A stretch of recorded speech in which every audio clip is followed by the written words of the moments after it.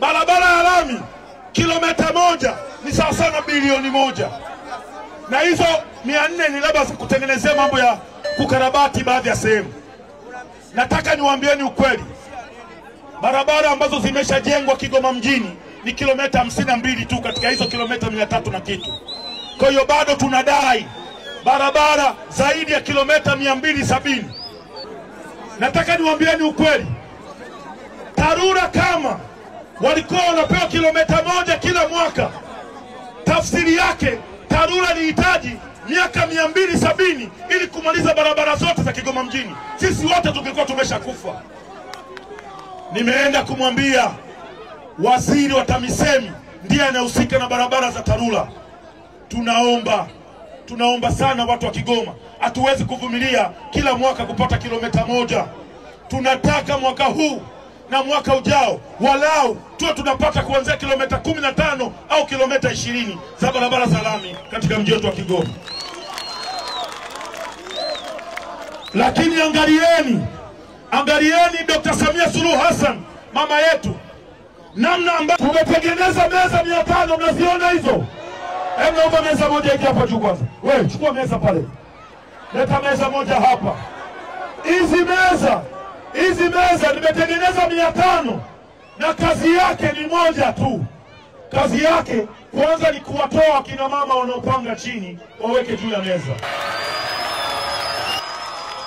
Lakini nataka niwaambie, meza anazotaka wafanyabiashara wa Kigoma wafanyie biashara sio hizo ni demo. Hizo ni rasharasha. Nataka wafanyabiashara wa mji huu wafanyie biashara kwenye meza za kisasa zaidi ambazo zitakuwa zina uwezo wa kuwasha taa zenyewe. Hizi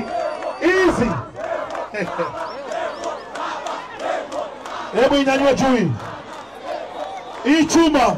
Hebu unaweza kunipandisha hapo juu nisimame. Hii chuma sio tu mgebuka, naomba msaidiane. Hii chuma sio mgebuka. Mimi nina zaidi ya kilo 120. Nasimama hapa juu. Mtu mkata mgebuka na uweza kuukata hapa juu bila wasiwasi wowote. Kigoma oye! Moja kati ya vitu ambavyo watu wa Kigoma hamjakosea ni kunipa mimi nafasi ya kuingia kwenye bunge la Jamhuri ya Muungano wa Tanzania. Hii kazi nilikuwa naitaka kwa hamu, na nyie mlikuwa mna hamu munione Baba Levo nikiwa bungeni mle. Kwenye kuapa peke yake, kuapa tu, wabunge wengine wameweza kulalamika kusema Baba Levo punguza sauti. Mimi Clayton Levocatus Chipando, Baba Levo, naapa kwamba kwenye bunge lile la Jamhuri ya Muungano wa Tanzania watajua kwamba Kigoma wamepeleka jembe na sio hanangwa. Nataka niwaambieni watu wa Kigoma mjini, mmewapa sana watu nafasi, watu ambao hawakuwa na mapenzi ya kweli na watu wa mji huu.